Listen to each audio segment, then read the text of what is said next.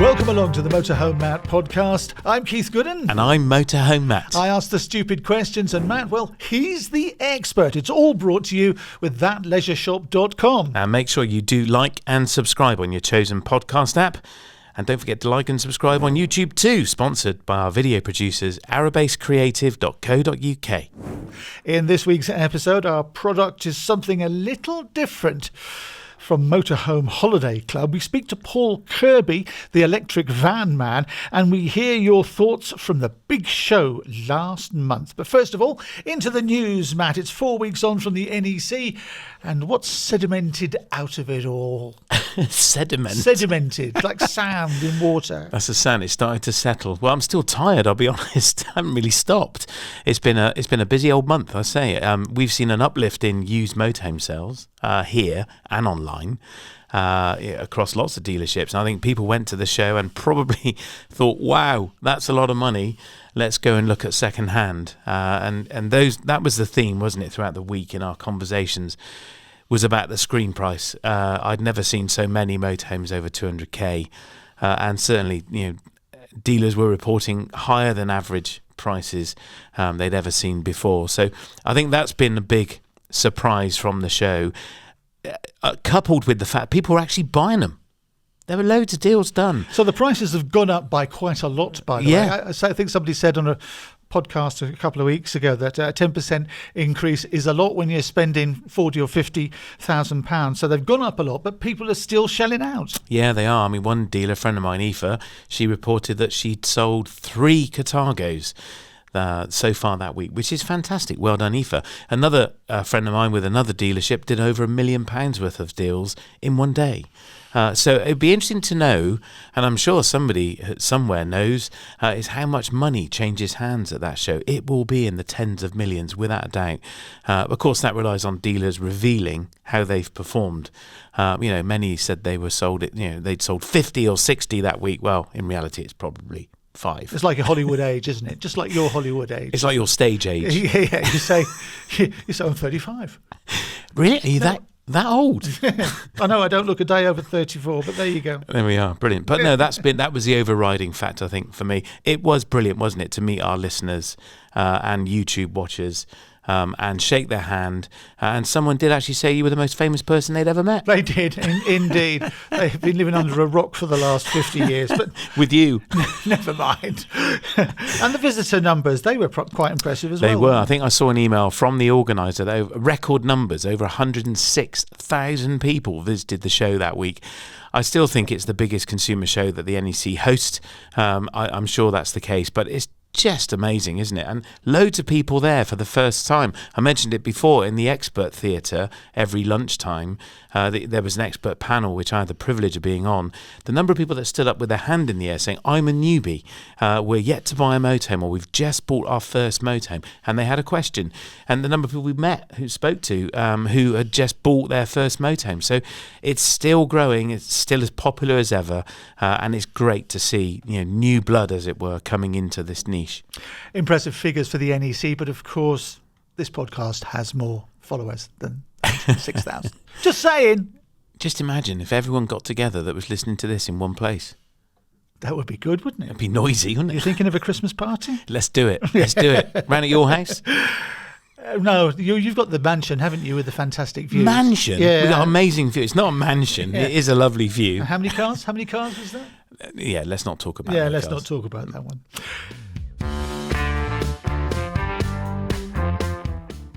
It's the Motorhome Matt podcast with me, Keith Gooden. And with me, Motorhome Matt. It's brought to you with thatleisureshop.com. This week, we've got a product of a week, which isn't a thing you can feel, which you can touch. You can't hold in your hands and hold it up to the light and admire it.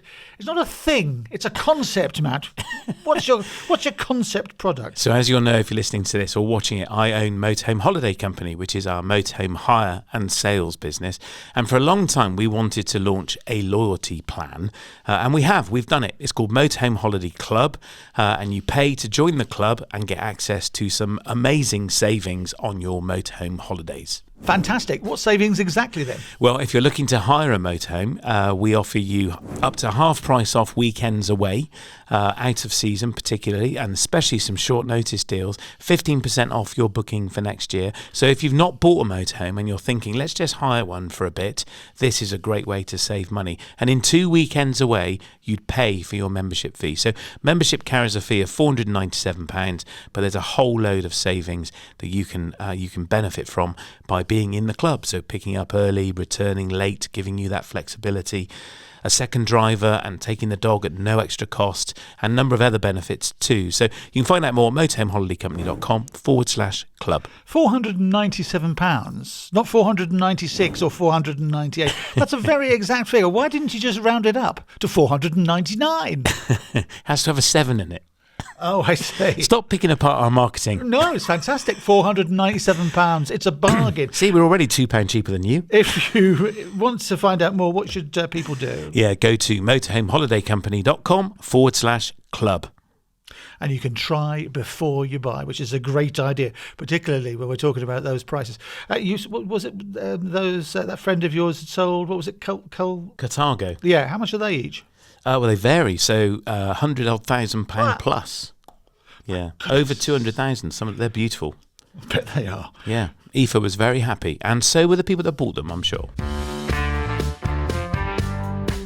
It's the Motorhome Matt podcast with me, Keith Gooden. And with me, Motorhome Matt. Brought to you with adleisuresshop.com. And let's talk about what's coming up later, our guest interview with Paul Kirby, the electric van man. But first, Matt, you're talking about 1,000 motorhomes at the NEC, but only one electric-powered one. Well, as far as I could see, that was the case, yeah. Bailey Endeavour EV was there, the one we featured in a video and did a review of recently. And you can't buy it? You can't buy it, that's very true. It's purely a prototype. But there was, I'm told, over 1,000 vehicles. So that probably included caravans as well. But I didn't see any other EV-based motorhome. Now, you joked me earlier, this is your favourite topic, Matt. I'm not sure it is. That's not true.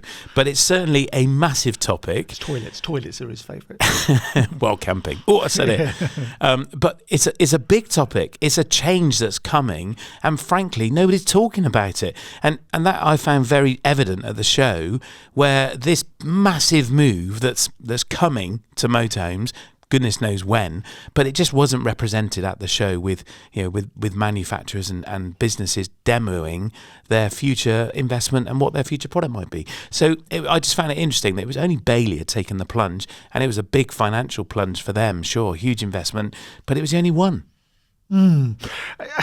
I must admit, as an outsider to this business, I do feel that, a lot of energy is being expended on EV, electric vehicle motorhomes, with not much to show for it, Matt. Not yet. Well, you can't buy one yet because they're just not viable. But Paul reveals some interesting truths, some revelations in our interview with him.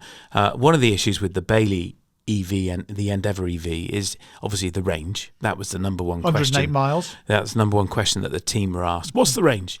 And the other issue, of course, is you need a C1 to drive it because it is over 3.5 tonnes. But Paul tells us about a new government derogation change that means that's no longer going to be the case. A what-agation? A derogation. So it's like a classification of a vehicle weight. So I'll let Paul explain, but basically, we'll be if the vehicle is alternatively fueled, i.e. all electric, we can drive it on a normal car licence up to 4.25 tonnes.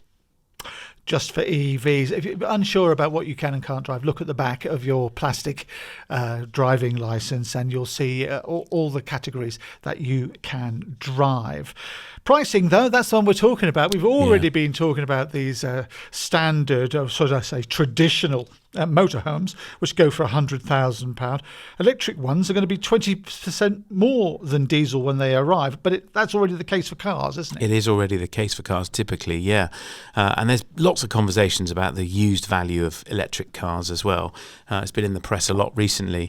But it's interesting talking to Paul. He has a prediction of what's going to happen to diesel-powered motorhomes in the future, and he thinks they're going to go up. Well, we spoke with Paul Kirby, the electric van man, at the NEC Motorhome and Caravan Show. Paul Kirby is here. He's in the house. The electric van man. Welcome, Paul. How are you? Do you know what? I'm a little bit awestruck. Are you? A little bit awestruck to be stuck between two thorns or whatever it was. Two bits of bread. But also, like, how big is this place? It's massive, isn't it? This is the biggest show I've ever been to. I think it's the biggest consumer show that the NEC hosts. It is huge, isn't it? Yeah. I mean, when you said to me yesterday, which hall are you in? It's like, all of them. I mean, it runs from hall 6 up to 20. So you are the electric van man. You are the expert in the EV world when it comes to vans. That's your bag. And you're a big influencer in that world. What are we in for, Paul? We've seen the e-Transit. It's not viable. The range is a woeful 108 miles. What are we in for? Is it real? Is it 10 years away? Well, I don't know exactly how far. What I do know is battery technology is changing at quite a pace. Yep. We're seeing different chemistries. That doesn't necessarily mean that we will see an improvement in range particularly, but what we know is that Iveco have come with a 4 battery option, which could get you up to, I don't know, maybe just over 200 miles. We expect the Ford e-Transit to come out next year with 235. We're expecting the e-Sprinter to come early next year or mid-year next year, with ranges probably into the 230s, 250s, that sort of range. I mean, they actually managed to get nearly 300 miles out of it in an American test. So what we're seeing is there is a growth. I think we'll probably max out at 300 because of the weight of the batteries currently, but solid state batteries might come where energy intensity will be higher and the weight of the batteries will be lower. So I think we'll get there, but I think it's 3 to 5 years. I think technology with all the new platforms that are promised around 26, Mercedes, Ford, VW, all of those guys, dedicated platforms for commercial vehicles, and I think we'll see some real changes there. Yeah, and of course EV's been in the news a lot recently, constantly.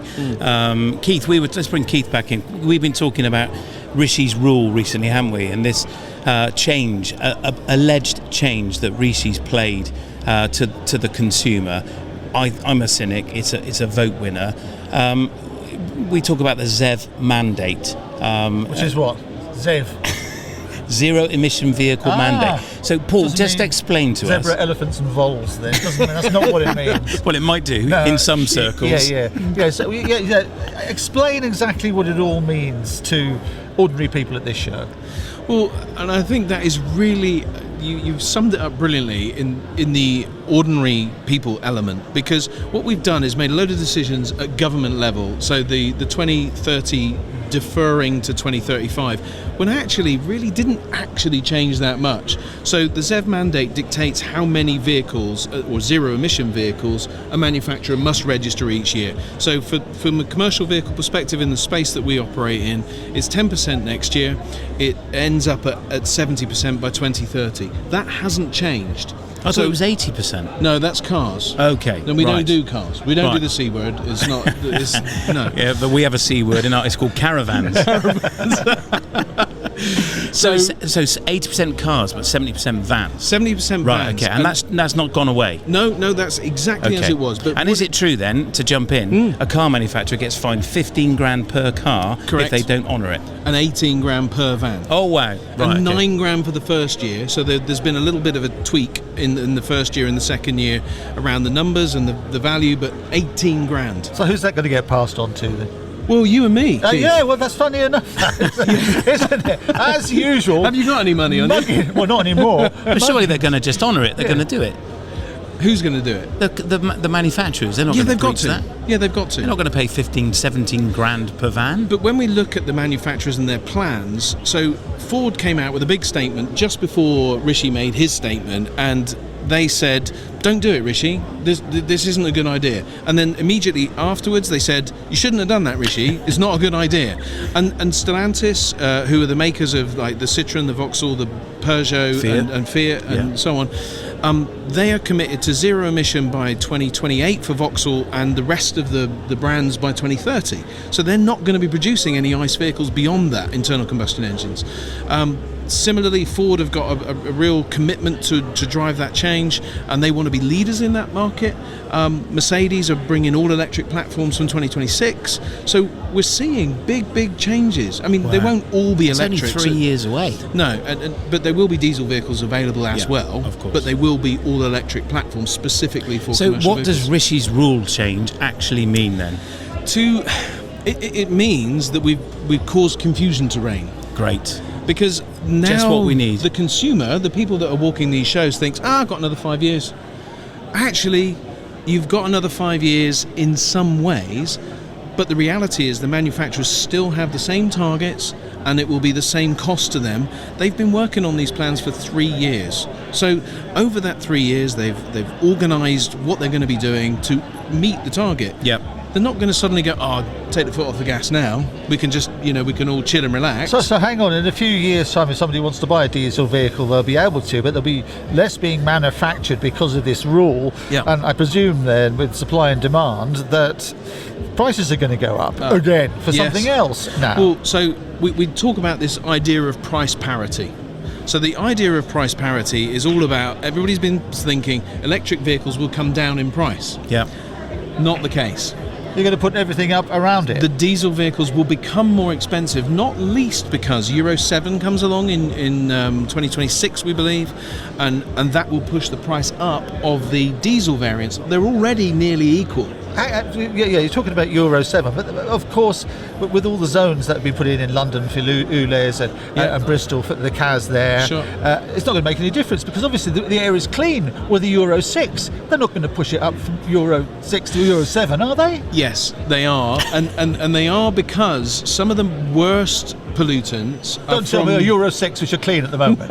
Yeah. But so the bit that the Euro 6 solves is the engine. But Euro 7 now starts focusing on the brake discs and the tyre wear. Right. And so what we're going to be seeing is that those vehicles will have to meet, so electric vehicles will come under that legislation as well.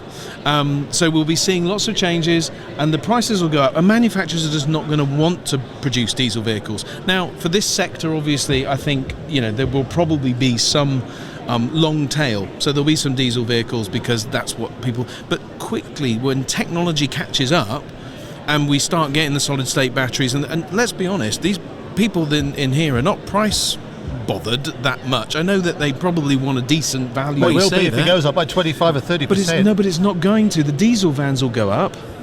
So they'll be the same price. So you'll just be choosing between, well, okay, I can have a high-tech electric van or I can have this diesel thing. So prices are going to be going up then again. Yes. We need stability. This is really, really helpful. But what's going to happen to the used market? Are they going to stay where they are? Are they going to remain strong? Are they going to go up in price again?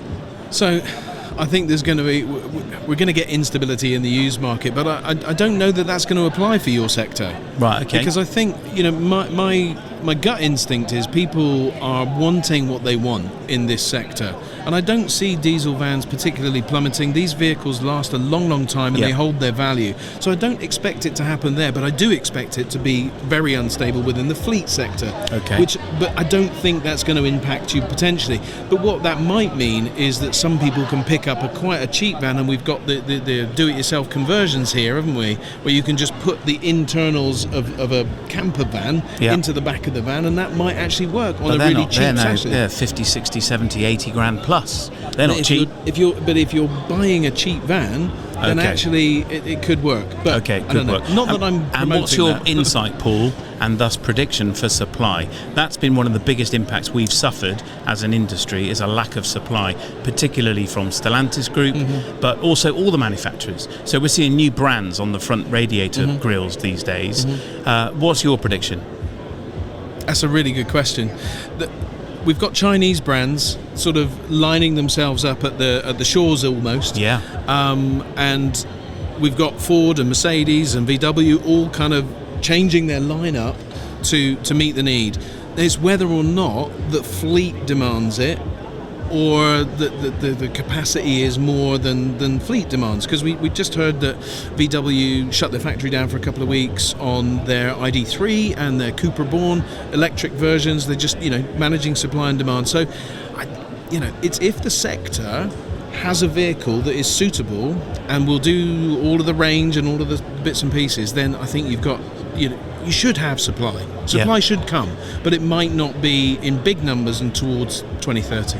You're talking about managing supply and demand, and what we've heard already is you just want to control supply and demand, and in free markets that never works, does it? The market will go the way it goes. You can't buck a trend. So no matter what the powers that be want us to buy and want us to want, ultimately the consumer is king. But what you're saying is the things won't be available for you to buy, and if they are, they're going to be priced up. No. So I'm not saying they won't be available. I think they will be available more and more and more, because manufacturers have got to make them, because they have that very clear mandate. But not more expensive. I think prices will come together. I'm not saying that they'll they will go up to meet the electric price, rather than electric Diesel coming down. Yeah. I do believe that over time and volume, which is natural, that electric could become a little bit cheaper. But I don't know that for sure. Obviously, the economics will see, and there could be big price choices around the battery size, the range that you want, the weight that you want to carry. All of those choices will become very clearly down to price based on the technology that's within the vehicles. I was talking to Matt earlier today when we were setting up at God knows what time in the morning, and I was saying, we were talking about electric vehicles, and I was saying when it came to that 1.1 little engine that Isigonis was given and said design a car around it, he designed the Morris Minor, and then they said we need something bigger, we need something better. He said you're not going to get bigger, but you're going to get better. He put the same engine in a Mini, and the 1.4 or whatever, 1.6 became the Mini Cooper. Tiny engine, but he used the technology already to hand. Have you seen anything around here that you could shrink down to make a leisure vehicle like a camper van, which could actually do a decent range with the battery power we've got now? Well, so the obvious one that jumps out for me there is the VW ID Buzz. The VW ID Buzz has a range of about 250 miles. And that's realistic-ish in the summer, less so in the winter. The range changes. Payload is just about enough to be able to get a couple of people in. Two people in and some knives and forks. Yeah. Maybe a bag of crisps.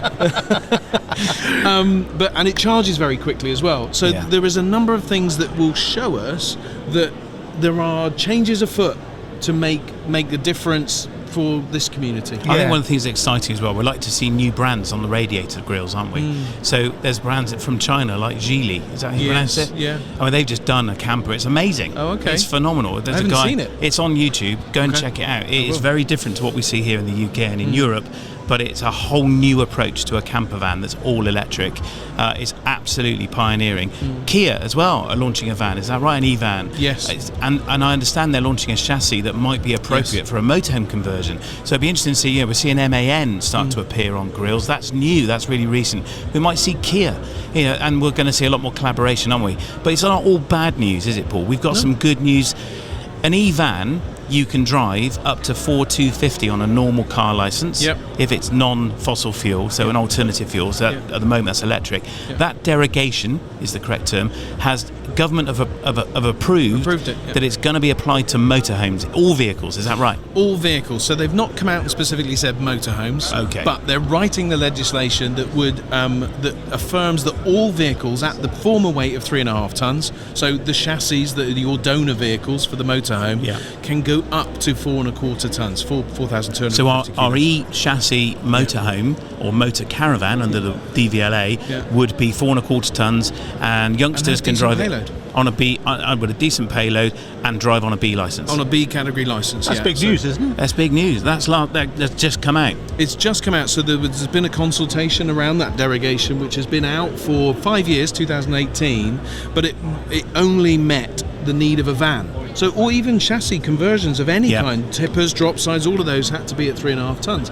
Now we can go to 4.25 tons and plate them at 4.25 tons, and the B category license holders can drive them. Now there was a derogation for them to be allowed to drive them, but it required training and it was complex and other bits and pieces. But now we're at the point now where you can drive a 4.25 ton vehicle on a B licence, and for leisure facilities you don't need to use the tacho and all that sort of stuff. Just electric? Just alternatively fuelled vehicles. So it could be electric, but it could be hydrogen if ever a hydrogen vehicle option came. anything zero emission. So Right. as long as you can Okay. prove zero Right. emission, then you're good. So there if we you've are. got an electric and you can do 4250, as Yeah. you're saying, you go 40 miles. Well, so the Ford e-Transit will do 108, and that's based on a 3.9 ton chassis with all the weight that's on it. But as you say, in winter, there's going to be less than that. I would say it would be 108 in winter. I think they're Would being you? Okay, well, that's good news, isn't yeah, it? I would say that is probably, knowing that vehicle and knowing what the potential range is, that would be around that. But it's still going to be tricky for a while. It's going to be a challenge. I was talking to somebody today on the stand who popped over, and they're from North Wales, and they're successful business people, and they want to open a caravan park in North Wales. It's their dream. They've been motorhomers and caravanners all their lives.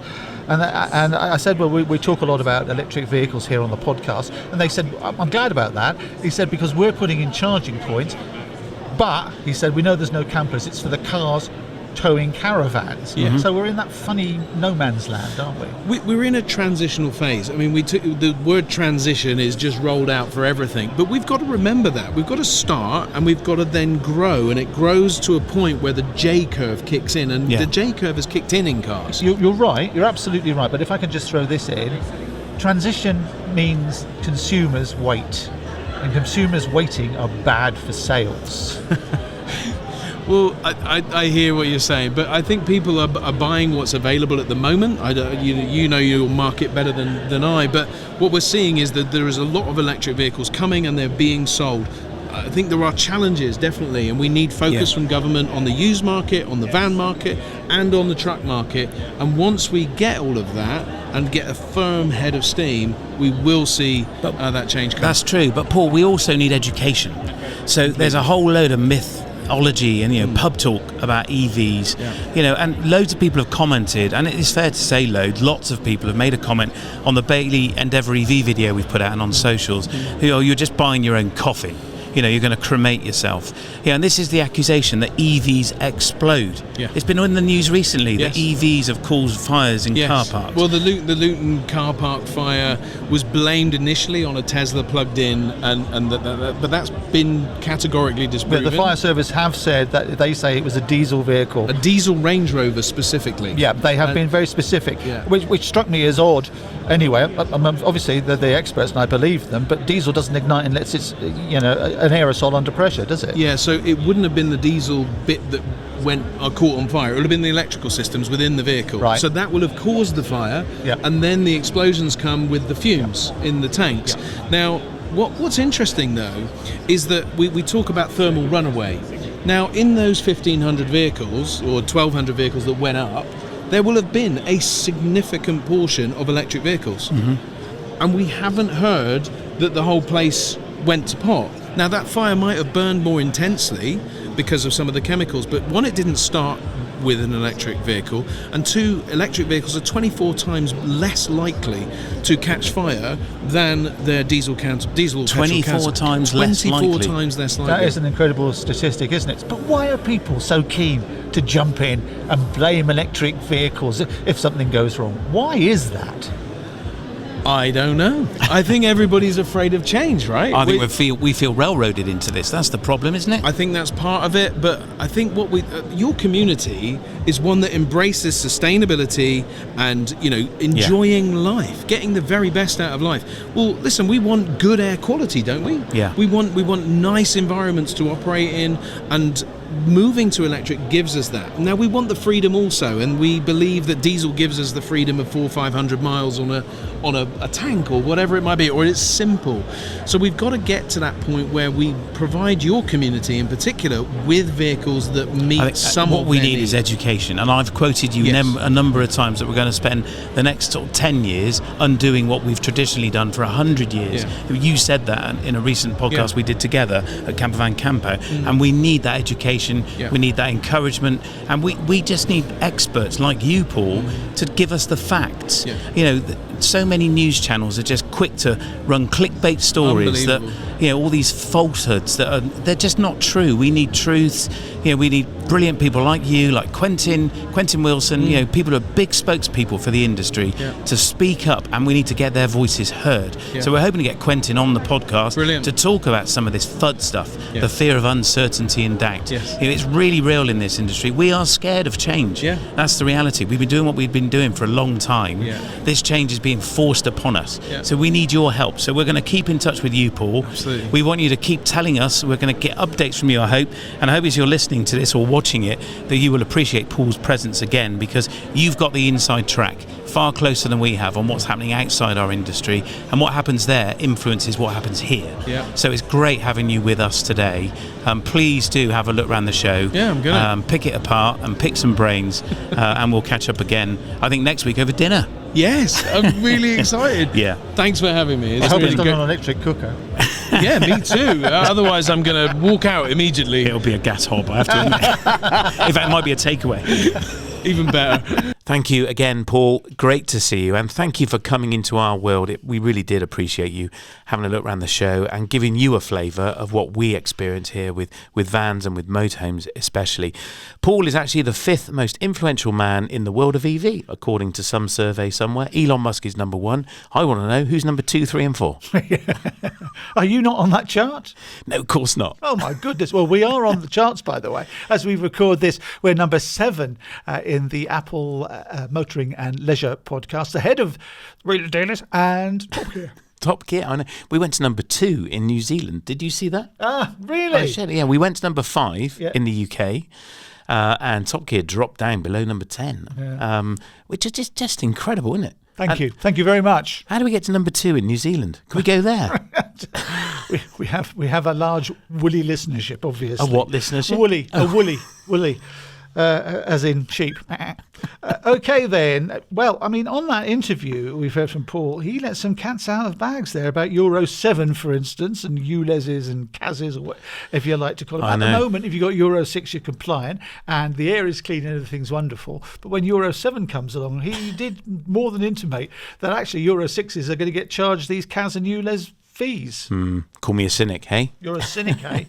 What we need is education. We really need to be educated. I wish someone would have the profile and given the opportunity by the national media to tell us the truth about an EV future. It is coming. I'm a fan of that change, I have to say, if you hadn't noticed. We need to do it for the sake of our kids and our grandchildren. I think they're going to look at us and go, what? You did what? I think they're going to feel that we were bizarre, but we need education. In the EV world, there's this big phrase, FUD. We've talked about it before, the fear of uncertainty and doubt. And it's prolific, and it feels like a forced change upon us.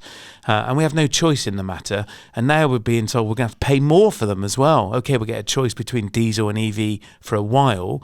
But, there'll come a point where diesel fuel is going to go up in price. The ULEZ is going to go up. We just won't be allowed to go anywhere in our diesel-powered vehicles. And that's how the change is going to be kind of, I think, forced through. And that's the point. It's going to be forced. So that creates resistance. And we need educating on why is this a good change.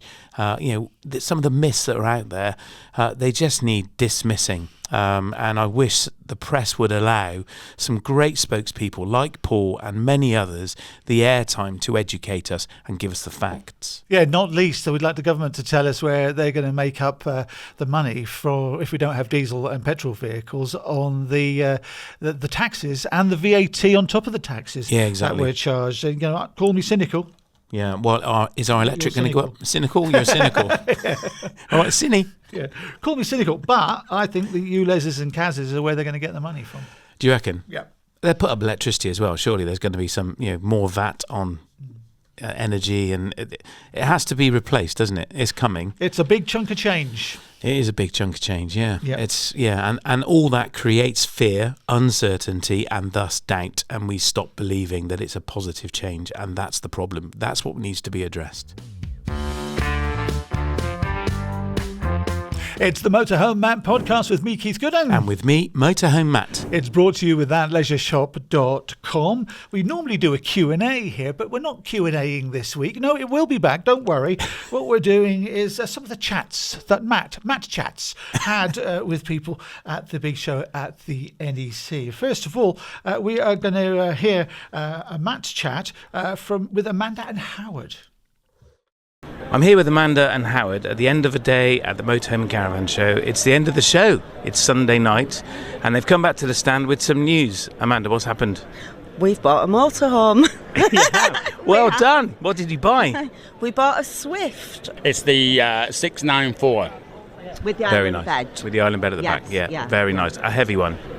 Quite heavy, yeah. 4.2 Yeah. tons. Yeah. Loads Yeah. of payload. Yeah, 500 kilos, yeah. So when did this journey start for you, Howard? When did it all begin, this search for a motorhome? Because you've not had one before, have you? No, the Motorhome show last year. Yeah. Was Which our- when we met. Yes, we met. Watched your podcast plenty of times over the last year, and also the Roaming Raffords. Very informative, and that's given us the bug to get one. Amazing. And when did you get it? Hopefully June, July next year. Fantastic. Yeah. Well, you must keep in touch and send us pics of you in it. Can't wait to see them. Well done. What a journey home you're having tonight. Thank you. Yeah, so excited. We'll keep in touch. Great to see you both again. And you, Matt. Thank you very much. Thanks, Matt. What lovely people, Matt. They were indeed, and it's been a bit of a journey for them and for me. I feel like I know them really well, and we've had numerous exchanges of various shows, and it was brilliant to just be part of that moment. They were so excited to be driving home, knowing they're going to own a motorhome, and what a lovely motorhome they've started out with as well. That's Amanda and Howard Oldham there, or A. Oldham and H. Oldham. Holdham. Holdham. There you go. Hold 'em. Yeah, that wasn't the only chat you had. You had a Matt chat with another Matt. You've made a whole new feature here called the Matt Chat. A Matt and Matt chat. is How what did you we've do got. Let's hear from Matt and Matt, shall we? Now, I'm here with the star of the show from last year. This is Matt. Good morning, Matt. Hey Matt, how you doing? I'm very well. Now, tell us your story very, very quickly. You came to the show, looked at some vans, and came back. Why? Yes, so last year we came to the show not really thinking we were going to buy a camper van. Then we saw the van that we'd been looking at for sale here, the exact one, and so we went off back to our hotel, stayed overnight, and then woke up in the morning. I said to the wife, I think we're going to buy a camper van today. And she said, yeah, maybe. So you came back on the Sunday and bought it, didn't you? Yeah, so I came back, bumped into you. We somehow managed to get in and talk to the salespeople and put down a deposit on the van. Went home, sorted out finance, collected it in March, and then we've been holidaying in it through the summer. A year on, where have you been, Matt? So we've been for a few weekends away, quite local to us, not too far. Took my son out for a night out not far from Harrogate. Went to see some friends down Gloucester way, and then we went for a 10-day trip around Scotland. Went up Ben Nevis, went over on the ferry to the Isle of Skye, drove all the way back over the bridge, went on a cruise on Loch Ness, drove up the whole of the way up Loch Ness to Inverness, then drove back down the other side to see some friends in Dunfermline, and went to the Edinburgh Festival for a day. Amazing. And you went to Shambhala as well? Yeah, Shambhala Festival, went down there for the weekend. That was brilliant. It's really good having the van at the festival. It's amazing. Yeah. Like, it's so much better than tent camping. Yeah.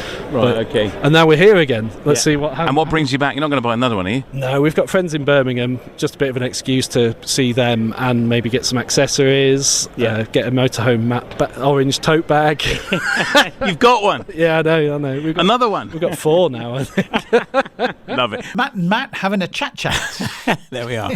So if you see Matt's motorhome for sale, it'll be incredibly high mileage, full of mud and glitter from all the festivals he's been to.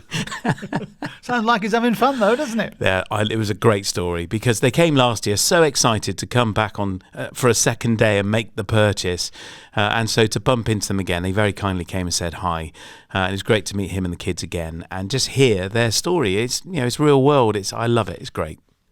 Some people do ask, what is the benefit of an owners club, Matt? And, Well, yeah, that's true. You talked to some people about this. I didn't did, you? yeah. I tell you what I noticed at the show. Whether I'm wrong in this, I don't know, but I seem to notice more owners clubs on the manufacturers' stands than I'd seen previously. Now, one owners club in particular, the Adria Owners Club, have always been on the Adria stand at the shows for many years.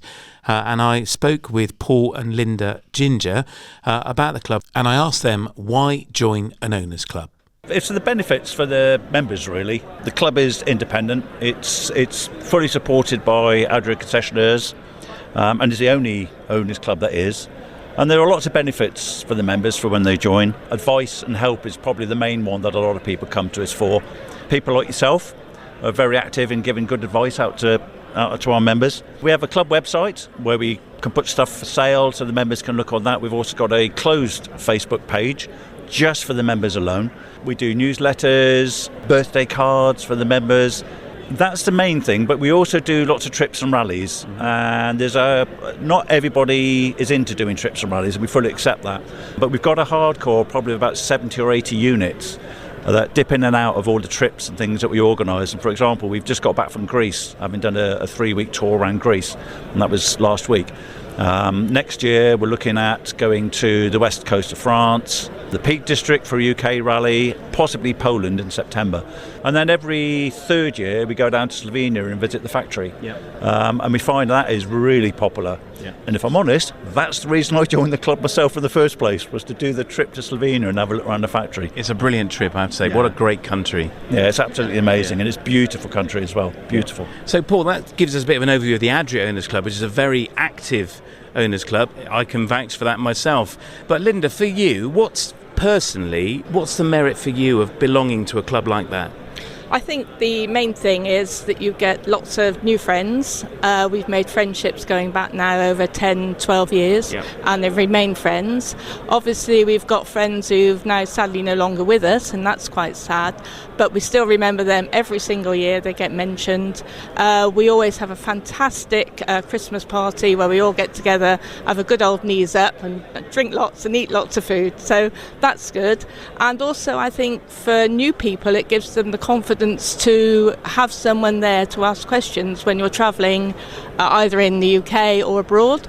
So I think that's a really good, sound thing to do, because it's quite helpful if you're nervous of travelling anywhere. There's always someone on hand, and as we say, no question is ever silly. No. We've all been there, we've all done that, we've all made mistakes, so it's good to have people like that to do things with you. No, absolutely. Now, Paul, the prices this year, so many motorhomes over £200,000, so many over £100,000.